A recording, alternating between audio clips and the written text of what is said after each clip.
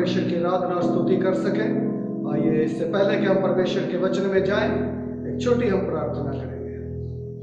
सामर्थ्य दयालु जिंदा खुदा, धन्यवाद जैसे तेरे वचन में लिखा है प्रभु कि हम मर मिटे नहीं, क्योंकि यहोवा की महाकरुणा का फल है। प्रभु धन्यवाद, जीतों की भूमि पर जिंदा रखा आपकी उस महाकरुणा के कारण, जो करुणा प्रति भोर हमारे जीवनों में हमें नहीं होकर मिलती है, जो करुणा सदा की है, जो करुणा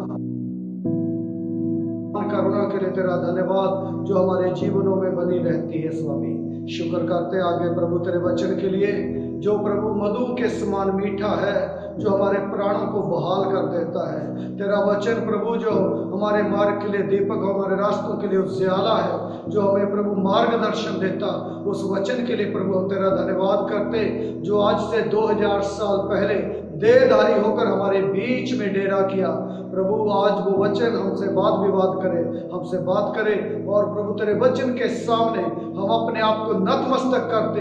प्रभु तेरा वचन हमारी देह, आत्मा, प्राणों के ऊपर अपना कब्जा, अपना नियंत्रण, अपना कंट्रोल करे। जहां पर हम कमजोर हैं प्रभु, हमें बल दे तेरा आत्मा। जहां पर प्रभु हम प्रभु परमेश्वर डर महसूस करते, तेरा प्रभु वचन हमें बल और ताकत और सामर्थ्य दे मेरे प्रभु।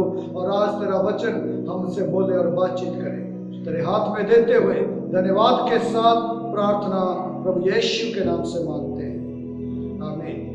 परमेश्वर का धन्यवाद। आज एक ऐसा विषय हम शुरू करने के लिए जा रहे हैं। मैं चाहूँगा हम उस आयत को पढ़ेंगे। काफ़ी लोगों ने जो मैंने फेसबुक पे या यूट्यूब के ऊपर छोड़ा था, इसलिए सब लोगों को मालूम है हम आज किस विषय के ऊपर प्रचार करने जा रहे हैं। न्यायों की पुस्तक, उसका 4 अध्याय, उसका 14 आयत प्लीज हम जोर से पढ़ेंगे ऊंची आवाज में। द बुक ऑफ जजेस चैप्टर 4 वर्स 14। तब दबोरा ने बाराक से कहा, उठ, क्योंकि आज वह दिन है, आज ही वो दिन है। हालेलुया, प्रभु का धन्यवाद। यहाँ पर प्रभु की दासी दबोरा की बात हो रही है, जो बाराक से बोलती है, क्योंकि दबोरा एक न्यायी है, दबोरा एक लीडर है, एक अच्छी अगवा है, बहुत परमेश्वर का भय मानने वाली एक दासी है। और वो बाराक से बोलती है, उठ, दिस इज द डे, आज ही वो दिन है। प्रियो, आज मुझे बताने की जरूरत नहीं, आज हम एक ऐसे माहौल में, ऐसी परिस्थितियों में जी रहे हैं, ऐसे हालातों में रह रहे हैं, हमारे चारों ओर बहुत सुसमाचार का विरोध होता है। सुसमाचार के लिए बहुत सी रुकावटें हैं, और सुसमाचार के कारण बहुत लोगों के साथ बुरा व्यवहार किया जाता है, बहुत लोगों के साथ मार पिटाई की जाती है। अभी थोड़े दिन पहले मिस्र देश के अंदर करीब 21 लोगों को सुसमाचार के कारण काट दिया गया और उनको कत्ल कर दिया गया। और एक और न्यूज में पढ़ रहा था, 2 बच्चों को जिंदा जला दिया गया सुसमाचार के कारण। और ये केवल विदेश की बात नहीं है, ये केवल बाहर के देशों की बात नहीं है, ना केवल ये अरब कंट्री की बात मैं कर रहा हूँ, हमारे अपने भारत देश के अंदर सुसमाचार के कारण बहुत सी ऐसी बातों का सामना मुझे और आपको करना पड़ता है। और अभी केवल ज्यादा दिन की बात नहीं मैं कर रहा हूँ, केवल 15 दिन पहले फेसबुक पे मैं देख रहा था, यूट्यूब के ऊपर भी उस बात को डाला हुआ है। और छत्तीसगढ़ के अंदर कुछ लोग केवल प्रार्थनाएं कर रहे थे, प्रार्थना बोलते हम कोरोना बीमारी के कारण प्रार्थना कर रहे हैं और लोगों को लिए दुआ कर रहे हैं, और उनको केवल यीशु मसीह के नाम से दुआ करने के कारण, सुसमाचार सुनाने के कारण उन लोगों के साथ मारपीट किया गया, उन लोगों के साथ उनको बुरा भला बोला गया और उनको जाति सूचक शब्दों के साथ उनके साथ व्यवहार किया गया। प्रियो, हम एक ऐसे माहौल में रह रहे हैं, ऐसे वातावरण में रह रहे हैं, हमें लगता है क्या ऐसे माहौल में, ऐसे वातावरण में हम परमेश्वर का काम कर पाएंगे? क्या हम सुसमाचार सुना पाएंगे? या परमेश्वर ने जो महान आदेश हमें दिया है, क्या हम उसको पूरा कर पाएंगे? कई बार ऐसा सवाल हमारे मन में आता है, क्योंकि चारों ओर ऐसी परिस्थितियां हैं, चारों ओर ऐसे हालात हैं। कुछ साल पहले यदि हम उड़ीसा में, और हम सब लोग मसीह समाज जानता है, और उड़ीसा के अंदर ऑस्ट्रेलिया के एक महान दास ऑस्ट्रेलिया के जो उड़ीसा के अंदर सेवा करते थे, जिनका नाम ग्राम स्टेन्स, केवल सुसमाचार के कारण, केवल थोड़ी लोगों की सेवा करने के कारण, उनको जख्मों को धोने के कारण, उनसे प्रेम करने के कारण ग्राम स्टेन्स और उसके 2 बच्चों को जिंदा जला दिया गया।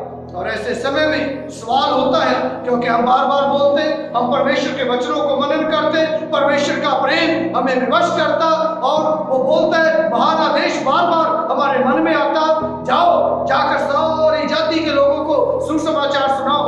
और फिर सवाल आता, मन में शंकाएं आती, मन में ऐसे विचार उठते, क्या ऐसे चारों ओर हमारे ऐसा वातावरण है, चारों ओर ऐसे हमारे माहौल है, क्या ऐसे माहौल में, ऐसे वातावरण में हम यीशु मसीह का सुसमाचार, यीशु मसीह का महान आदेश क्या पूरा कर पाएंगे या नहीं? लेकिन आज मैं आपको उत्साहित करना चाहता हूं, आज मैं आपको जो है उत्साहित करना चाहता हूं इस वचन के द्वारा, जो दबोरा ने बोला, दबोरा बोलती है बाराक को, उठ, दिस इज द डे, आज ही वो दिन है, परमेश्वर कार्य कर रहा है। हालेलुया, प्रभु का धन्यवाद हो। वातावरण कैसा भी हो, माहौल कैसा भी हो, परिस्थितियां कैसी भी हो, हमारा परमेश्वर काम कर रहा है। हालेलुया, प्रभु का धन्यवाद। ऐसे माहौल में परमेश्वर हमारे साथ है, परमेश्वर हमारी ओर है। मैं चाहूंगा वो साइड को दोबारा से पढ़िएगा। तब दबोरा ने बाराक से कहा, तब दबोरा ने बाराक से कहा, उठ, उठ, क्योंकि आज वो दिन है जिसमें यहोवा सीसरा को तेरे हाथ में कर सीसरा को तेरे हाथ में कर देगा। परमेश्वर हमारे और है, परमेश्वर हमारे दुश्मन को, जो शैतान है, हमारा दुश्मन कोई व्यक्ति नहीं है, हमारा दुश्मन कोई इंसान नहीं है। लिखा है हमारा जो युद्ध है वो किसी व्यक्ति से नहीं, वो शैतान और उसकी सेनाओं के साथ है, अंधकार की ताकतों के साथ है। और इसलिए प्रियो, जब परमेश्वर हमारी ओर है, केवल हमें प्रभु की आवाज को सुनना है बस। जैसे दबोरा ने, प्रभु की दासी ने प्रभु की आवाज को सुन लिया, बस केवल परमेश्वर ऐसे लोगों को चाहता है जो उसकी आवाज को सुनकर काम करने वाले हो। यदि मैं अपने विषय में मैं बताऊं, यदि परमेश्वर की वाणी को सुनकर, परमेश्वर की आवाज को सुनकर, पंजाब को छोड़कर हम यूपी के अंदर आए, जिस समय कोई एक व्यक्ति भी उस जगह पर यीशु मसीह को नहीं जानता था, कोई एक व्यक्ति भी उस समय यीशु मसीह को उद्धारकर्ता करके ग्रहण नहीं किया था। यीशु मसीह कोई मुक्ति दाता है, यीशु मसीह जीवित परमेश्वर है, कोई एक व्यक्ति भी जानता नहीं था। प्रभु का धन्यवाद, प्रभु की आवाज को सुनकर उस जगह पर आए और यीशु मसीह के बारे में लोगों को बोलना शुरू किया।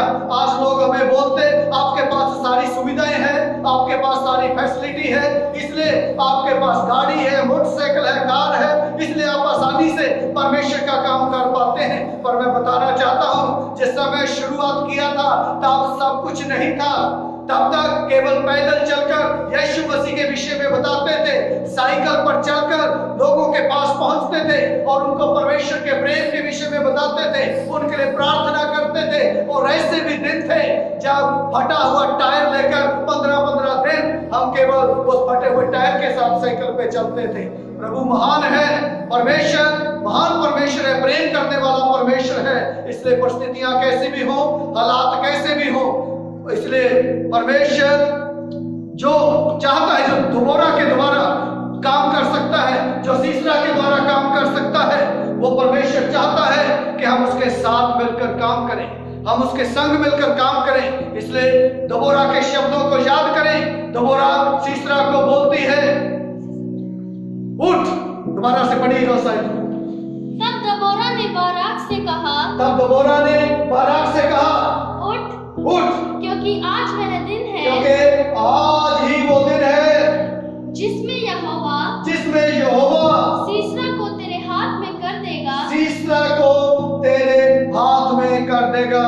इसलिए मैं इस बात के ऊपर ज्यादा ध्यान देना चाहता हूं, इसलिए मैंने वो जो पोस्टर डाला था उसमें भी केवल यही शब्द डाला था, उठ, क्योंकि आज ही वो दिन है। प्रियो, परमेश्वर हमारे साथ है। आज ही वो दिन है जिसमें परमेश्वर हमें जयवंत करेगा। आज ही वो दिन है जिसमें परमेश्वर हमें बड़ी जय देगा। आज ही वो दिन है जिसमें परमेश्वर हमारे संग मिलकर काम करेगा।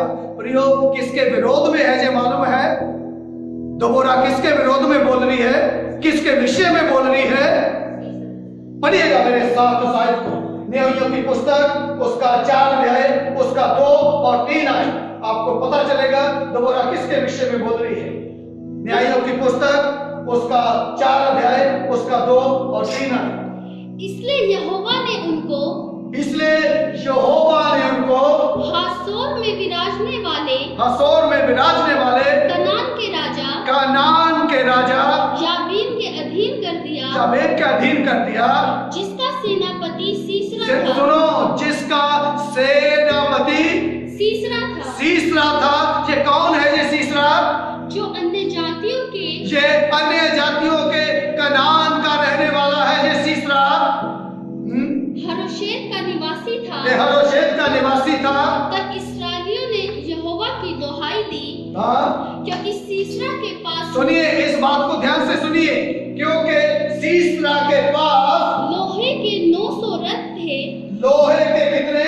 900 रथ थे। लोहे के 900 रथ जो है सीसरा के पास है।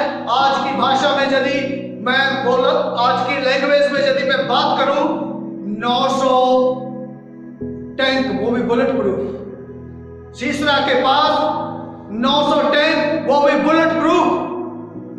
उस समय जिस समय की ये बात हो रही है, 900 वो भी लोहे के रथ होना कोई छोटी बात नहीं है।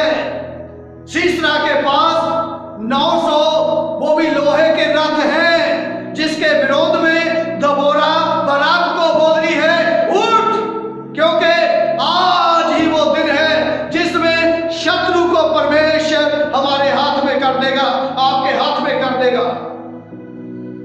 प्रियो, दुश्मन के हाथ में 900 लोहे के रथ हैं, उनके पास सेना है, उसके पास घोड़े हैं, उनके पास रथ हैं, उनके पास तीर तलवार भाले हैं, लेकिन इस्राएलियों के पास कुछ भी नहीं है। सुनिए, कई बार हम दुश्मन को देखते, उनके पास क्या है, कई बार हम उनके हथियारों को देखते, कई बार उनकी ताकत को देखते, कई बार हम उनके अधिकारों को देखते, उनके पास क्या है, और जब हम अपनी ओर देखते तो हम देखते हमारे पास कुछ भी नहीं है।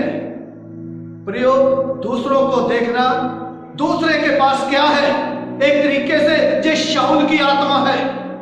जैसे मैंने पहले बताया, कई लोग अब हमें आज देखते हैं, पास्टर के पास कार है, बाइक है, सुविधाएं हैं, फैसिलिटी है, इसलिए शायद वो काम कर पाता है, इसलिए वो शायद सेवा करता है, इसलिए शायद वो सेवकाई करता है, इसलिए शायद वो सुसमाचार सुनाता है। पर मेरे और आपके पास क्या है? जो हमारे हाथ में है उसी को इस्तेमाल करना पड़ेगा। दुश्मन की ओर मत देखिए, दूसरे की ओर मत देखिए, उसके पास क्या है?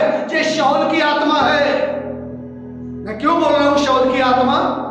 क्योंकि जिस समय फिलिस्तियों का और इस्राएलियों का युद्ध हो रहा था, सब लोग डरे हुए थे, घबराए हुए थे, और गोलियात एक बड़े पहाड़ पर आकर वो परमेश्वर के लोगों को ललकारता था, परमेश्वर के लोगों को रोज चैलेंज देता था, तुम्हारे बीच में से कोई भी सूरवीर है तो आकर मुझसे लड़े, और केवल मुझे यदि हरा दिया, केवल यदि मुझे मार दिया, तो हमारे पूरे देश के ऊपर आप जो है कब्जा कर सकते हैं, उनको अपने वश में कर सकते हैं।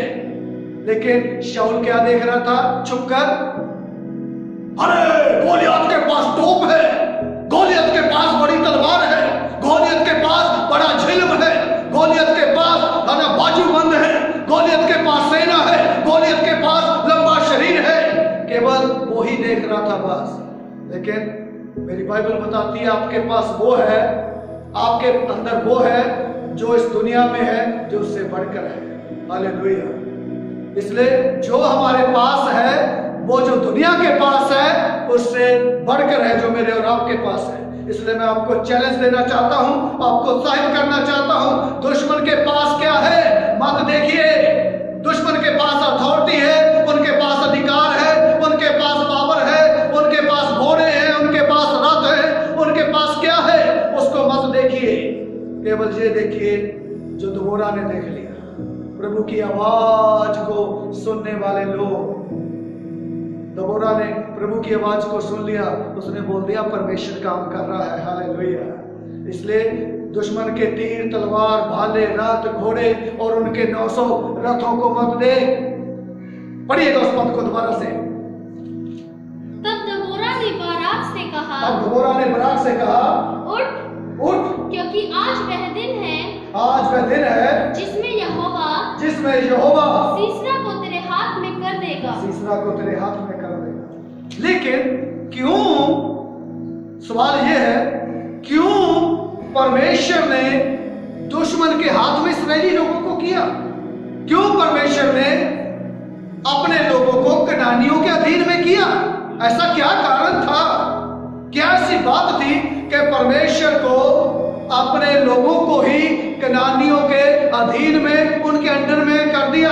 कई बार हमारे ऊपर ऐसे राजा शासक करते, ऐसे अधिकारी शासक करते, हमें लगता है ये हमारे विरोध में है, हमें लगता है ये हमारे लिए सही नहीं है, पर ये परमेश्वर की इच्छा है, ये परमेश्वर की योजना है, ये परमेश्वर की मर्जी है कि हमारे ऊपर कोई ऐसे शासक, कोई ऐसे राजा, कोई ऐसे अधिकारी ठहराए जाए।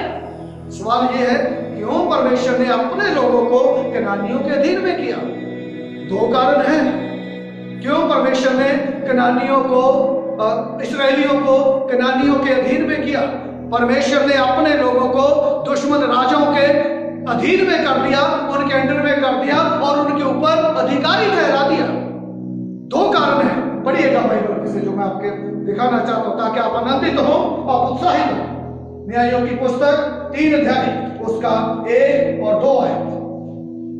न्यायों की पुस्तक 3 अध्याय 1 और 2 आयत। इस्राएलियों में से जितने कनान में की लड़ाइयों में भागी न हुए थे, उन्हें परखने के लिए यहोवा ने इन जातियों को देश में इसलिए रहने दिया कि पीढ़ी पीढ़ी के इस्राएलियों में से जो लड़ाई को पहले न जानते थे वे सीखें और जान लें। सुनिए, क्योंकि परमेश्वर जब इस्राएली लोगों को मिस्र की गुलामी में से निकाल कर लेकर आया, सब लोग जानते 40 साल जंगल में लगे और उन 40 सालों में जितने पुराने लोग थे जो लड़ाइयां करते हुए आ रहे थे, जो युद्ध जीतते हुए आ रहे थे, वो सब क्या हो गए? जंगल में मर गए, जंगल में ढेर हो गए। अब नई पीढ़ी के लोग हैं, नई जनरेशन के लोग हैं। अब क्योंकि वो उन्होंने युद्ध देखे नहीं, उन्होंने युद्ध लड़े नहीं, उनको लड़ाई का पता नहीं, उनको पता नहीं है कैसे लड़ाई लड़नी, कैसे युद्ध लड़ना, क्योंकि उन्होंने कभी लड़ाई करी नहीं, उन्होंने युद्ध देखा ही नहीं। अब परमेश्वर उनको इसलिए वहां रखा ताकि वो युद्ध करना सीख जाए, वो लड़ाई करना सीख जाए। आज शारीरिक लड़ाई की बात नहीं है, उस समय था पुराने नियम में। आज तो हमारी आत्मिक लड़ाई जो है वो किसके साथ है? वो शैतान और उसकी सेना के साथ है, अंधकार की सेना जो आकाश में काम करती है। इसलिए कई ऐसे नए लोगों को भी मैं जब बोलता कि भी युद्ध आपको लड़ना है, युद्ध आपको लड़ना सीखना है, मैं तो यदि कुछ समय आपके लिए प्रार्थना करूंगा तो करूंगा, लेकिन जब तक आप युद्ध करना नहीं सीखते दुश्मन के साथ, तब तक आप कुछ नहीं कर पाएंगे। यहाँ पर भी पुराने नियम में वही हो रहा है। नई जनरेशन के लोग हैं, नई पीढ़ी के लोग हैं, उनको युद्ध करना आता नहीं, इसलिए परमेश्वर उनको युद्ध करना सिखा रहा है ताकि वो युद्ध करना सीख जाए, वो लड़ाई करना सीख जाए। दूसरी बात, उनको परख रहा है। क्या लिखा है वहां? उनको परख रहा है परमेश्वर, इनका पूरा पूरा भरोसा मुझ पर है या नहीं, ये पूरी तरह से 100% मेरे पीछे चल रहे हैं या नहीं। क्योंकि परमेश्वर कभी भी 50-50 नहीं चाहता, परमेश्वर 100% समर्पण चाहता है। या तो अभी पिछले दिनों हम मनन करके हटे हैं संसारिकता वर्सेस आत्मिकता, या तो हम संसार के हो या हम आत्मिक ही बने। प्रभु कभी भी 50-50 हमसे चाहता नहीं है। परमेश्वर 100% चाहता है, या हम दुनिया के हो या हम आत्मिक हो। आसमान से गिरे खजूर पे अटके प्रभु उस प्रकार से नहीं चाहता है, और इसलिए परमेश्वर उनको परख रहा था, परमेश्वर उनको आजमाना चाहता था कि इनका पूरा समर्पण मेरे साथ है या नहीं। ये 100% पूरी तरह से अब पूरे दिल मन हृदय के साथ मेरे पीछे चलेंगे या नहीं। इसलिए प्रभु दो बातों के कारण उनको करानियों के अधीन में किया। नंबर 1, क्योंकि उन्होंने युद्ध नहीं लड़ा। दूसरा बात, ये पूरी तरह से आज्ञा को मानेंगे या नहीं, इसलिए परमेश्वर ने उनको उनके अधीन में किया, उनके विरोध में कर दिया।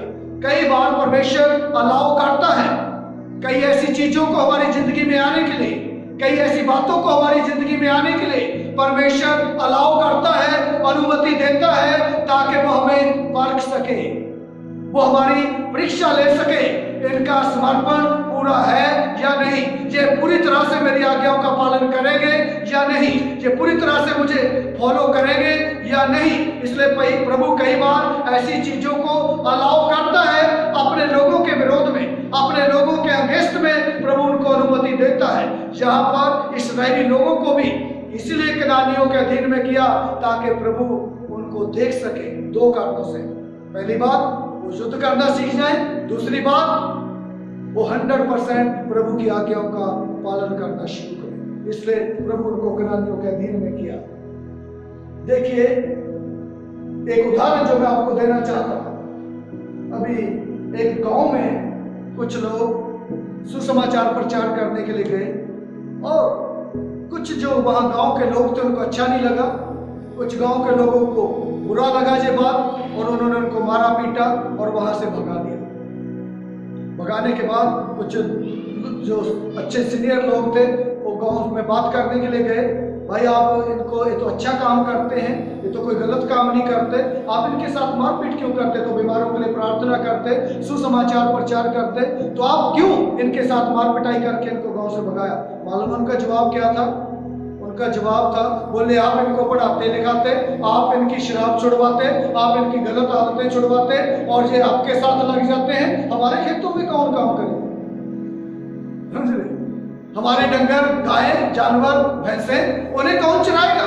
हमारे खेतों में कौन दिहाड़ी करेगा? क्योंकि ये आपके साथ लग जाते हैं, हमारे खेतों में काम करते नहीं है। अब देखिए कैसी सोच जो उन लोगों की थी, किस प्रकार के विचार जो उन लोगों के थे। लेकिन हमारा परमेश्वर हमारे साथ है, इसलिए हम गीत गाते हैं ना, यहोवा चरवाहा मेरा, कोई घटी मुझे नहीं है, हरी चराइयों में मुझे स्नेह से चराता वो है, यहोवा चरवाहा मेरा, कोई घटी मुझे नहीं है, हरी चराइयों में मुझे स्नेह से चराता वो है, शत्रुओं के सामने मेज वो बिछाता है, सिर पर वो तेल मलता है, अभिषेक मुझे करता है, शत्रुओं के सामने मेज वो बिछाता है, सिर पर वो तेल मलता है, अभिषेक मुझे करता है, यहोवा चरवाहा मेरा, कोई घटी मुझे नहीं है, हरी चराइयों में मुझे स्नेह से चराता वो है, यहोवा चरवाहा मेरा। प्रिय, शत्रुओं के सामने वो मेज बिछाने वाला परमेश्वर है, इसलिए जब शत्रु नहीं रहेगा तो मेज कहां बिछाएगा? इसलिए प्रभु कई बार अपने लोगों के विरोध में दुश्मन को लेकर आता है, शत्रु को लेकर आता है, विरोधियों को लेकर आता है, ताकि वो उनके सामने हमारे लिए मेज बिछा सके। हालेलुया! क्योंकि शत्रु नहीं रहेगा तो मेज नहीं बिछा पाएगा। मुझे आज भी याद है, एक बार हम लोग थैला लेकर एक गांव में साइकिल पे गए प्रचार करने के लिए। एक आदमी मुझे रोक लिया और वो बोलता, तू बहुत इस जगह पर जो है प्रचार करने के लिए आता है, लोगों को टैक्स देता है, लोगों को सुसमाचार सुनाता है। और मैं तो घबरा गया, क्योंकि काफी लोग, वो लोग वहां पर खड़े हुए थे, कई लोग बैठे हुए थे, लेकिन वो व्यक्ति जिसने मुझे रोका और पूरा गुटखा खाकर अचानक से प्रभु मुझे ऐसा ताकत दिया और मैंने उसको ऐसे पकड़ा और मैंने उसको बोला, हु आर यू? उसने कुछ अपने विषय में अपनी आइडेंटिटी दी, अपनी पहचान दी, मैं वो हूँ। मैंने कहा, जिसकी तू पहचान दे रहा है, जिसके पीछे तू चल रहा है, क्या वो तंबाकू खाने वाला था क्या? क्या वो इस प्रकार से गुटखा खाने वाला था क्या? जिस दिन सच्चा व्यक्ति उसका फॉलोवर बन जाएगा, उस दिन आके मेरे से बात करना। और वो एकदम छोड़कर चला गया, क्योंकि परमेश्वर शत्रु के सामने मेरे और आपके लिए मेज बिछाने वाला परमेश्वर है। हालेलुया। इसलिए परिस्थितियां कैसे भी हो, हालात कैसे भी हो, दुनिया में क्या ही कुछ भी क्यों ना हो रहा हो, परमेश्वर मेरे और आपके साथ है। इसलिए वो बोलता है, उठ, क्योंकि आज ही वो दिन है। हालेलुया। प्रभु के एक दास की कहानी मुझे याद आती है। वो प्रभु का दास इस प्रकार से बताता, बोले एक बार उन्होंने कहीं सुसमाचार सुनाने के लिए बहुत बड़ा एक आयोजन किया 3 दिन की सभाओं के लिए। लेकिन 3 दिन की सभा जो जहां पर करनी थी, वहां पर उस एरिया में कुछ सुसमाचार के विरोध करने वाले लोग थे और उन्होंने बोला, हम यहाँ पर सुसमाचार नहीं होने देंगे। जबकि उनके पास परमिशन था, सरकार की ओर से, एसएसपी की ओर से, उन्होंने प्रशासन की ओर से परमिशन लिया हुआ था, लेकिन वहां पर इतना ज्यादा विरोध हो गया कि उनको सभा को कैंसिल करना पड़ा, सभा को उनको वहां से हटाना पड़ा। एक भी दिन वहां पर प्रचार जो है नहीं करने दिया। और वो वापस घर में आ गए और सब सोच रहे थे अंदर बैठ के, क्या करें क्या करें। उस प्रभु के दास के साथ और 8-10 लोग थे और वो सोच रहे थे, अब क्या करें, क्योंकि हमने इतना खर्चा किया, हमने इतना परमिशन लिया, हमने इतना सब टेंट लगाया, वहां पर साउंड लगाया, चेयर लगाई, सब किया, लेकिन वो बेकार हो गया। अभी ऐसा सोच ही रहे थे, तभी अंदर बैठे हुए किसी ने आके उनका दरवाजा खटखटाया और जैसे उन्होंने बाहर खिड़की से देखा, पूरे करीब 50 लोग वहां पर खड़े हुए थे।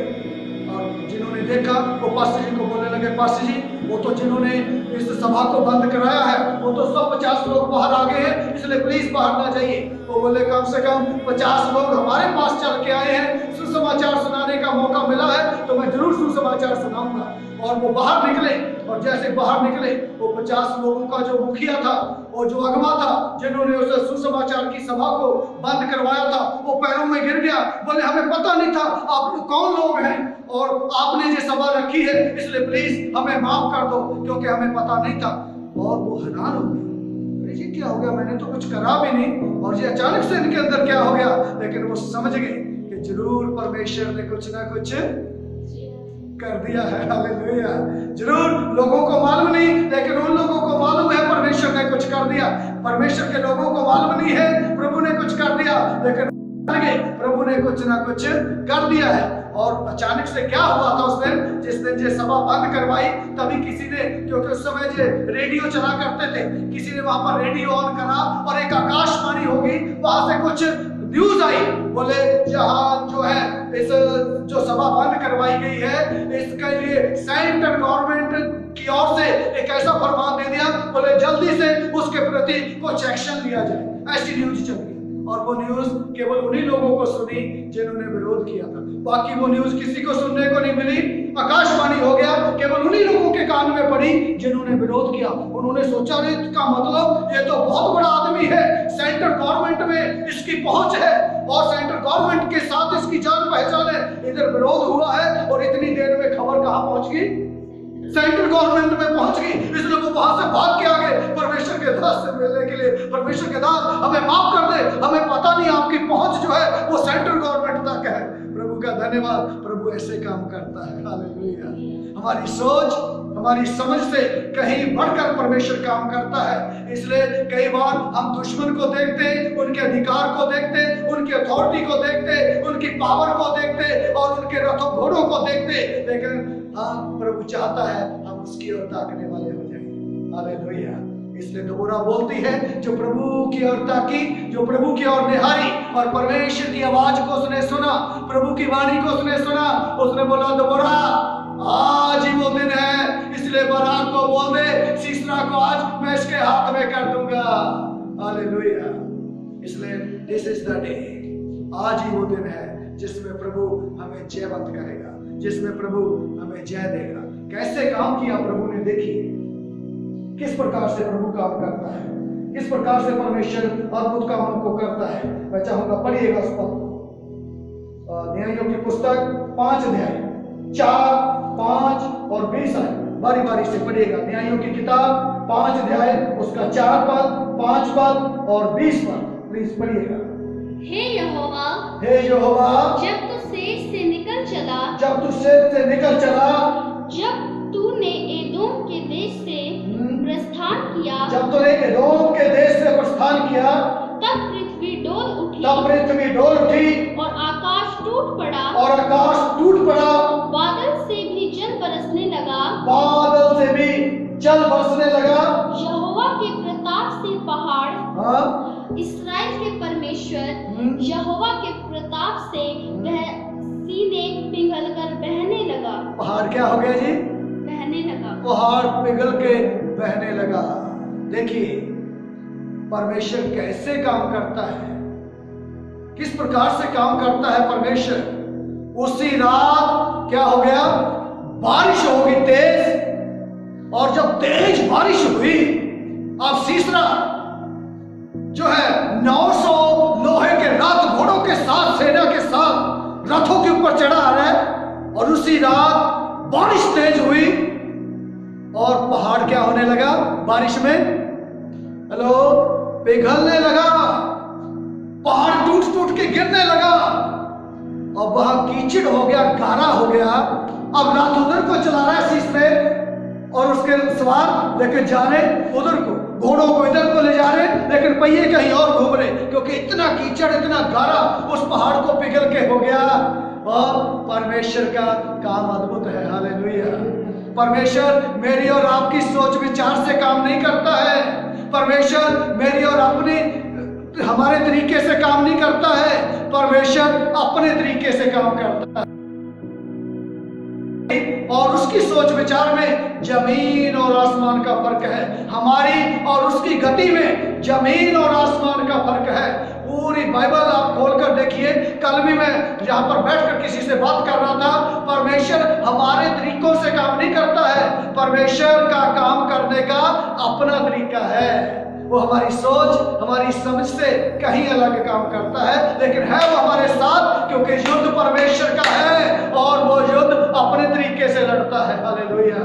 वो अपने तरीके से काम करता है, वो अपने तरीके से बातों को सुधारता है, वो अपने तरीके से परिस्थितियों को नियंत्रण करता है, कंट्रोल करता है। इसलिए इस बात को मत सोचिए कि हमारे तरीके से काम होगा। हमें काम से मतलब है। केवल हमें परमेश्वर के ऊपर भरोसा करने की जरूरत है, केवल हमें परमेश्वर के ऊपर विश्वास करने की जरूरत है। कई उदाहरण मैं बाइबल से आपको दिखा सकता हूँ परमेश्वर कैसे अद्भुत तरीके से काम करता है। काना की शादी में देख लीजिए, काना की शादी में उसने बोल दिया, जाओ जाके पानी भर दो कुएं में से। मानवीय सोच में कभी आ भी नहीं सकता, पानी जो है दाखरस बन जाएगा, लेकिन हमारी सोच, हमारी समझ से अलग काम करता है परमेश्वर। उसने बोल दिया, जाके पतरस को एक कांटा डाल, जाल डाल, और उसमें जो मछली आएगी उसका मुंह खोलना, उसमें सोने का सिक्का तुझे मिलेगा। मानवीय सोच में आज तक मैं नहीं सोचता हूं कभी किसी मछली के मुंह में से किसी को सोने का सिक्का मिला होगा, लेकिन परमेश्वर हमारी मानवीय सोच से, मानवीय बुद्धि से कहीं अलग होकर काम करता है। एक घटना जो मैंने पढ़ी इस प्रकार से थी, एक सच्ची घटना। अरब देश में कुछ व्यापारी लोग व्यापार करते थे, और उनका काम था सोना चांदी पैसा ले जाकर इधर से लेके जाना, उधर से कुछ दूसरी चीजों को लेके आना। इस प्रकार से वो व्यापार करते थे। और एक दिन 8-10 व्यापारी लोग इकट्ठे होकर वो व्यापार के लिए गए, बिजनेस के लिए गए ऊंट के ऊपर, क्योंकि रेगिस्तान में ऊंट चलते थे, और ऊंट के अपने ऊंट के ऊपर चढ़ के व्यापार करने के लिए गए। और रास्ते में चलते हुए अचानक से एक व्यक्ति पीछे रह गया और बाकी सब लोग आगे निकल गए। और उस एरिया में, उस जगह में काफी ऐसे डाकू थे जो व्यापारियों को लूट लेते थे, जो उनका सब कुछ सोना चांदी जो कुछ भी वो लेके आए वो उनसे लूट लिया करते थे, और कईयों को मार भी दिया करते थे। अचानक से ये व्यक्ति सोचने लगा, ये व्यक्ति विश्वासी था जो पीछे रह गया, परमेश्वर के ऊपर भरोसा करने वाला था, परमेश्वर के ऊपर विश्वास रखने वाला ये व्यक्ति था। इसने देखा अब मैं अकेला रह गया हूँ, अब मैं क्या करूंगा, इस एरिया में तो डाकू बहुत हैं, इस एरिया में लूटपाट करने वाले बहुत हैं, अभी मैं अकेला रह गया, मैं कैसे पहुंच पाऊंगा, कैसे जा पाऊंगा, रास्ते में मेरे को लूट लेंगे। इसी सोच में उसने क्या करा, अपने ऊंट को वहां पर खड़ा किया, ऊंट में से अपना टेंट निकाला, टेंट गाड़ दिया वहां, और एक छोटी सी दिया जला के, कैंडल जला के वहां पर प्रार्थना करना शुरू किया। प्रभु मेरे सारे साथी तो आगे निकल गए और मैं भटक गया, उनसे पीछे रह गया। प्रभु आप जानते इस एरिया में तो बहुत दुश्मन है, बहुत डाकू है, और जो लूट लेते हैं और कत्ल भी कर देते हैं, मार भी देते हैं, अभी मैं क्या करूं। अभी वो प्रार्थना जब कर रहा था, एक बड़ी तेज आंधी आई, उसका टेंट टोंट सब उखाड़ के ले गई आंधी, और उसका जो दिया था वो भी बुझ गया। अब ये निराश हो गया, प्रभु मैंने तो प्रार्थना किया था, प्रभु जहां डाकू बहुत है, मैं बचने के लिए प्रार्थना किया था, सुरक्षा के लिए प्रार्थना किया था, तो उल्टा काम हो गया, टेंट भी उड़ गया मेरा, जिसमें मैं बैठ सकता, रात गुजार सकता था, और दिया भी बुझ गया, तो अब मैं क्या करूंगा। लेकिन प्रभु का अपना तरीका है, क्योंकि दूर से कुछ डाकू देख रहे थे। वहां जब इसने दिया जलाया, उन्होंने बोला मिल गया आज एक शिकार, कोई व्यक्ति है यहाँ पर जिसको आज हम लूट लेंगे, जिसका सब कुछ आज हमारे पास हो जाएगा। लेकिन उसी समय इसने प्रार्थना किया, इसके अपने तरीके से काम नहीं हुआ, ये अपने तरीके से सोचता था, लेकिन परमेश्वर ने कैसे काम किया।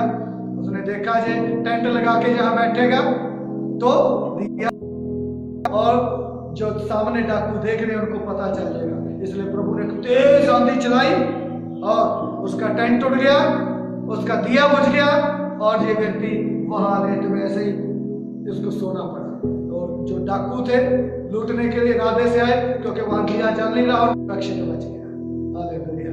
ये बात जब अभी मैं है ना सोचता हूँ, ये बातें आनंद देती है, उत्साह से भरती है कि परमेश्वर हमारी सोच, हमारी समझ से कहीं अलग काम करने वाला परमेश्वर है। यहाँ पर इनके साथ भी ऐसे ही हुआ, जैसे दबोरा ने कहा, हे बराक, 4:14 पद पढ़िए दोबारा से। तब दबोरा ने बाराक से कहा, उठ, क्योंकि आज वह दिन है, क्योंकि आज ही वो दिन है जिसमें यहोवा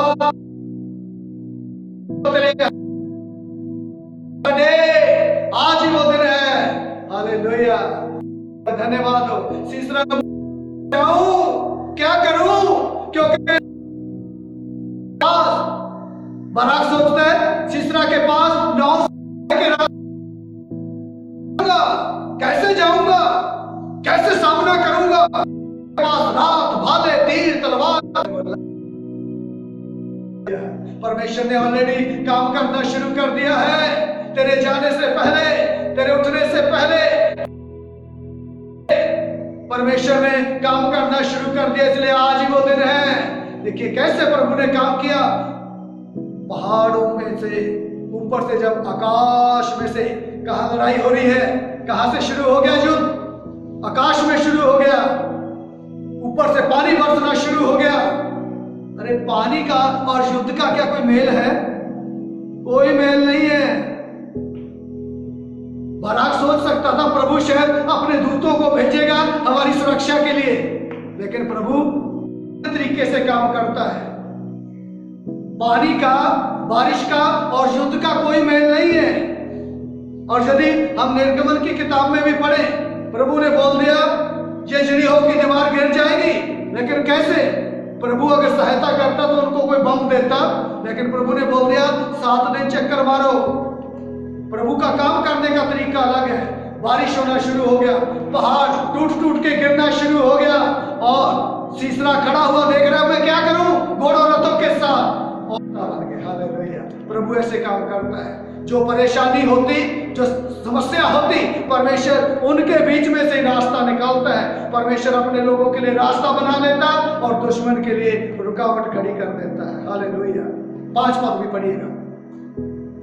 यहोवा के प्रताप से पहाड़, यहोवा के प्रताप से पहाड़, इस्राएल के परमेश्वर, इस्राएल के परमेश्वर, यहोवा यहोवा के प्रताप से वह सीने पिघल कर बहने लगा। पिघल के बहने लगे।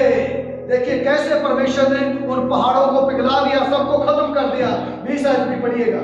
आकाश की ओर से भी लड़ाई हुई, ऊपर आकाश की ओर से भी लड़ाई हुई, वरन तारों ने अपने अपने मंडल से हाँ। सीसरा से लड़ाई की। सीसरा से लड़ाई की। देखिए आकाश में भी लड़ाई प्रभु की ओर से शुरू हो गई, क्योंकि युद्ध किसका है? युद्ध परमेश्वर का है, युद्ध हमारा नहीं है। प्रभु ने लिखा अपने वचन में, संग्राम तो यहोवा का है, युद्ध तो परमेश्वर का है, इसलिए हमें तो केवल उसका साथ देना है बस। अरे उसके साथ देने में क्या तकलीफ है? योगी बनना है, युद्ध उसका है, लड़ाई उसकी है, कलीसिया उसकी है। उसने बोला मैं अपनी कलीसिया बनाऊंगा, तो हमें तो केवल उसका साथ देना है बस, उसके संग होके काम करना है। बाकी करेगा तो मेरे और आपके लिए। इसलिए शब्दों के साथ इस बात को बंद करूंगा। उठो, परमेश्वर हाथ में है। जिस शत्रु को देख रहे हो आज के बाद, बीमारी को देख रहे हो आज से देखोगे, जिस समस्या को देख रहे हो आज से नहीं देखोगे, देख रहे हो आज से नहीं देखोगे, जिस शत्रु को देख रहे हो नहीं देखोगे। आज हमें जय दे। प्रभु का धन्यवाद। ये वचन मेरी प्रार्थना है आपकी जिंदगी में 30 गुना नहीं, 60 गुना नहीं, बल्कि आज 100 गुना करके आपके जीवन में काम करने पाए। प्रभु आप सबको आशीष दे।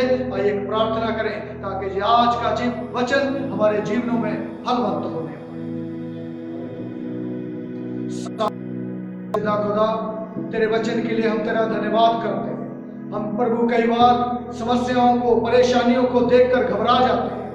प्रभु कई बार हम हालातों को, परिस्थितियों को देखकर घबरा जाते हैं प्रभु, लेकिन आज तेरे वचन ने हमें फिर से उत्साहित किया है। परिस्थितियों को देखकर, हालातों को देखकर मत डरो, बल्कि आज वो दिन है जो जिस दुश्मन को देखकर डरते, जिन परिस्थितियों को देखकर डरते, जिन हालातों को देखकर डरते हो, आज परमेश्वर उन्हें तुम्हारे हाथ में कर देगा।